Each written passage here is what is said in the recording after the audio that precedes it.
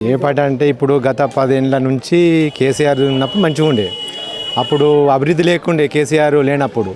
కేసీఆర్ వచ్చిన వద్ద అభివృద్ధి అయింది. అంటే అభివృద్ధి అంటే ఏంటంటే ఇప్పుడు ప్రతి ఒక్క బస్తీ ప్రతి ఒక్కటి అన్నీ ఏది ఇప్పుడు సీసీ రోడ్లు కానీ నిర్మాణం కానీ మళ్ళీ డబుల్ బెడ్రూమ్లు కానీ ఇల్లు లేని డబుల్ బెడ్రూమ్లు కానీ కళ్యాణ లక్ష్మి కానీ కేసీఆర్ కిట్ కానీ ప్రతి ఒక్కటి మళ్ళీ ఏది 100 పడకల ఏది గవర్నమెంట్ హాస్పిటల్ కానీ ఇవన్నీ చాలా మంచిగా జరిగినాయి.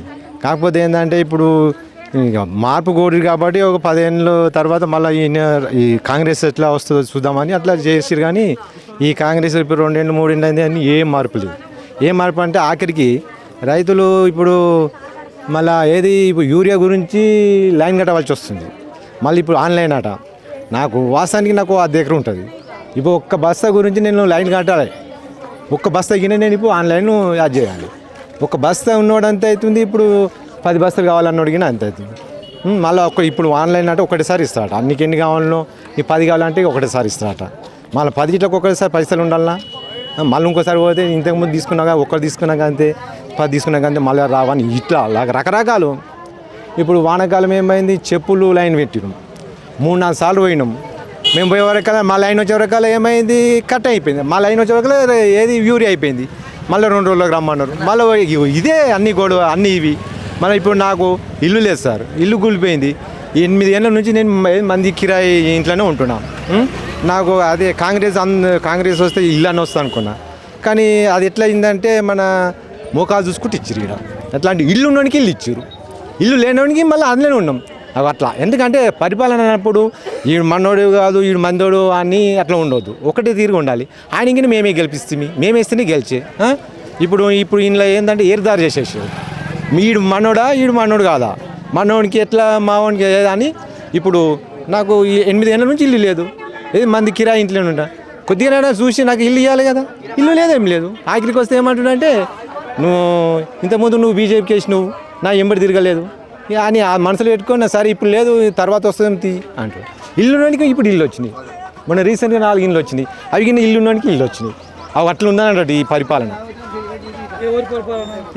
ఏది ఇది కాంగ్రెస్ పరిపాలన, మన రేవంత్ పరిపాలన అట్లా ఉంది. అందుకే మేము మళ్ళీ మార్పు కోరుకుంటున్నాం. మాకు మళ్ళీ ఎవరు కేసీఆర్ కావాలి.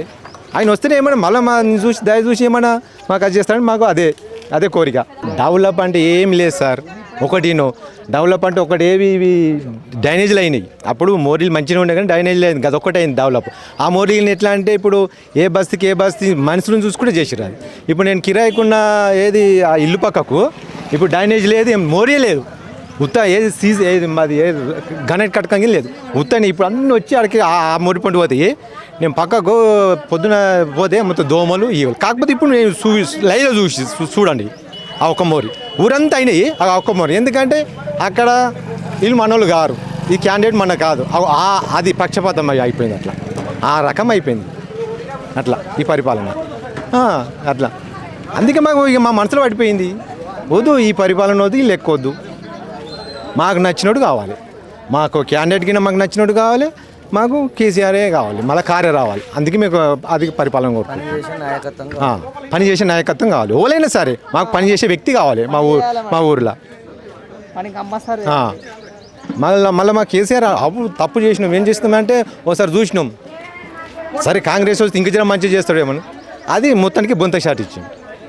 ఇక చెప్పాలంటే ఇట్లా మోటో చెప్పాలంటే అది ఒకటి ఏం చేసిండంటే ఫ్రీ బస్ అన్నాడు. ఏమైంది, ఆటోలోకి ఫ్రీ పెట్టాడు.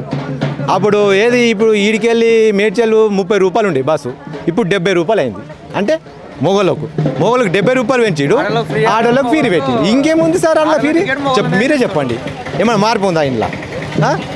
వచ్చినోడు లేదు చేసినాడు, వాళ్ళ దొంగల రాజ్యం అయిపోయింది ఇది పరిపాలన. అర్థమైందా?